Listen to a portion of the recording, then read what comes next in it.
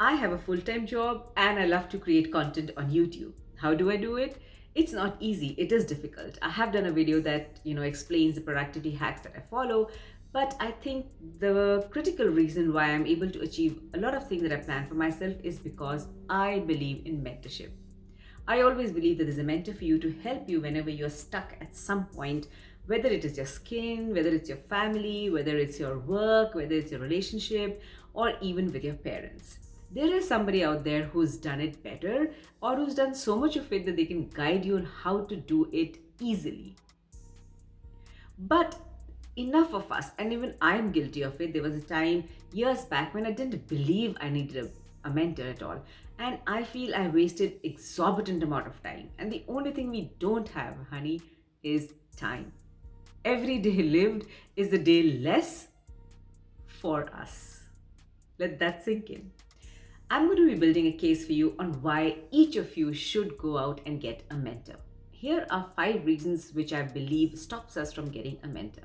The first reason we don't hire a mentor is because we believe we can do it ourselves. Well, the thing is, if we could do it ourselves, we would have already done it. The fact that we haven't done it till now is because we aren't capable of probably doing it. So the problem here is we believe we know it all, when the fact is nobody knows it all. No one. The second reason we don't believe we need a mentor is because we feel I can do it myself. I'm going to go online, I'm going to go on Google, I'm going to read some, 10 different articles on 10 different sites, or I'll go to YouTube, I'll listen to self-help videos, I'll listen to some guru out there, and I'm going to get the answers. Take a step back. You might get the answers, but how much time are you going to spend in reading it out and going through YouTube and finding a solution which you believe is the right solution?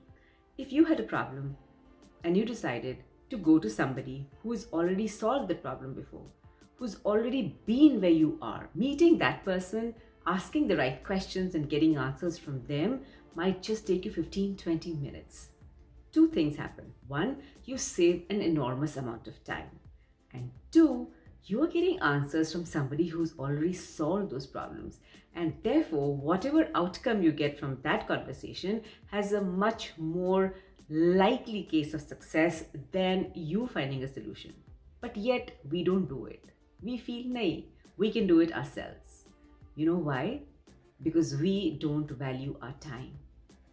We don't put a value for those 6 hours we're going to spend on YouTube, on Google, and trying to find answers for ourselves.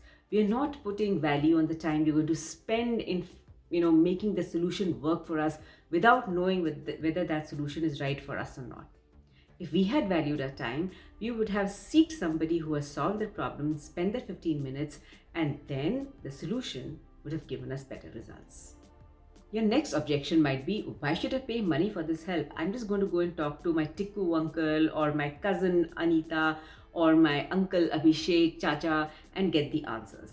If they've been in the same situation as you and they are great empathetic coaches and mentors and they are really people with good wisdom, you might be on the right track. The problem with that sometimes is that people who are not professionally mentors or people who are not invested in you, in your success, might have their own agendas.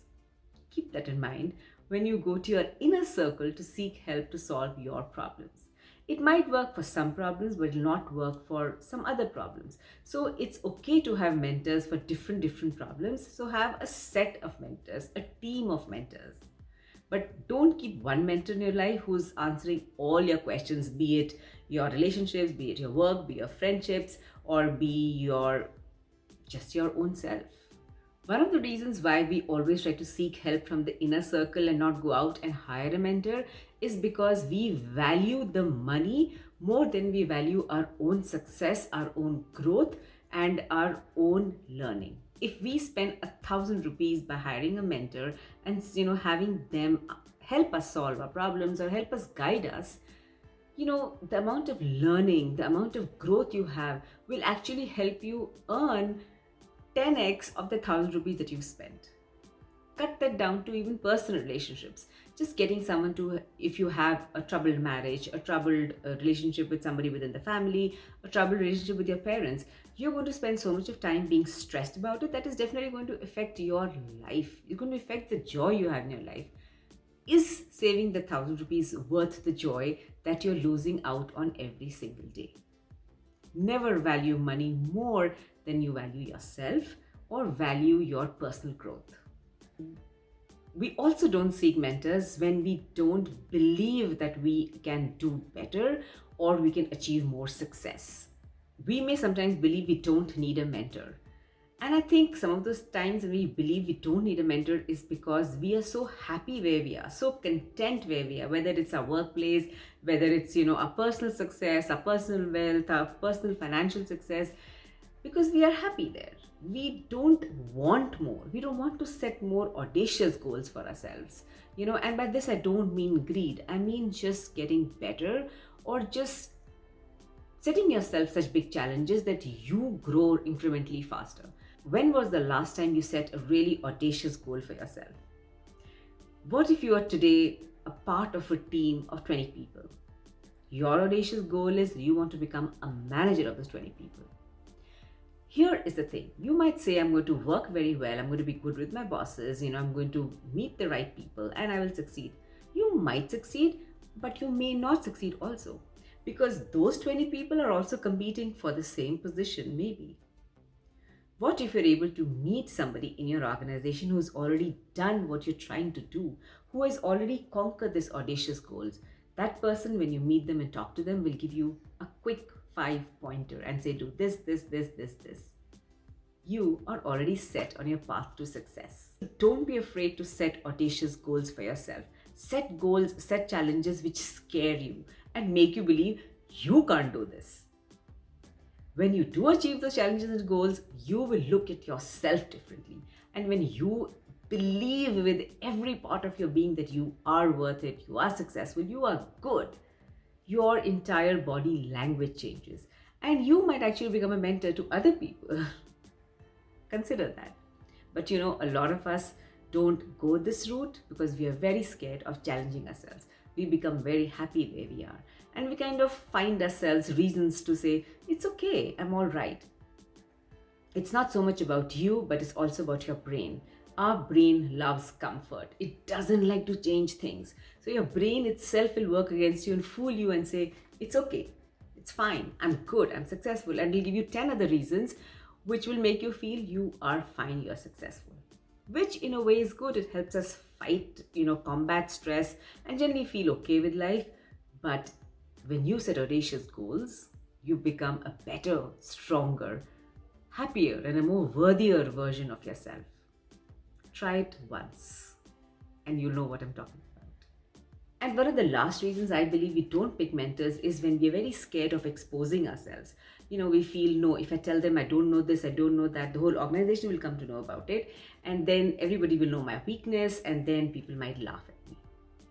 Well, that's a very valid fear. Nobody wants to show their weaknesses. The biggest secret of anybody succeeding and being likable is when they're able to show their flaws. Nobody likes perfection. We like people who are a little goofy, who don't know things right, who are able to show that they are comfortable with their flaws, right? Every leader knows that nobody is perfect in their team.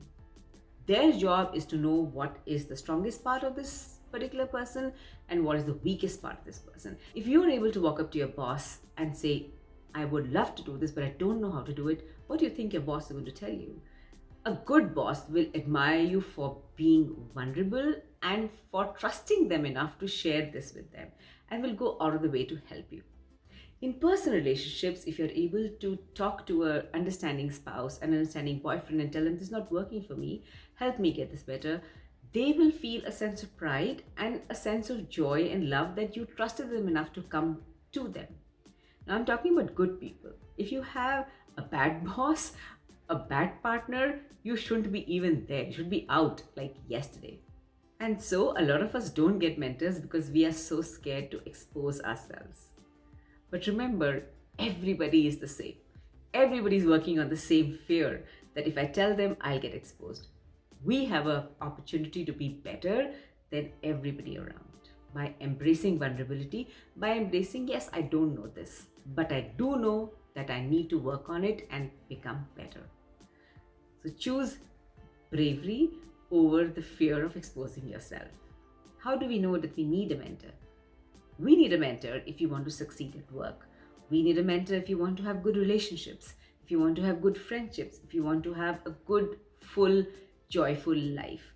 So your type of mentor will change. You might want to work with somebody who works in relationships. You might want to get a mentor for just your work. You might want to get a mentor just for your financial aspect of your life. So different mentors will help you lead a more successful and a fulfilling life. So how do you know if you need a mentor? Well, we need a mentor if you want to succeed at work. We need a mentor if you want to be financially successful. We need a mentor if you want to challenge ourselves. We need a mentor when we want to experience something that we are very scared of. We need a mentor for anything that scares us or challenges us. Hell, we need a mentor when we want to be better versions for ourselves. But to get there, it's important to first have the most honest conversation with yourself and say, what is it that really are my weaknesses and my strengths? Identify them, write it down, and make sure that your weaknesses are something you focus on. Some of the answers to your weaknesses you might be able to find with just conversations with your friends, family, or even Google or YouTube. But there might be others that you may not have answers to, and that is the point you go and look for a mentor. For more discussion on this, I'm going to meet you in the comment section.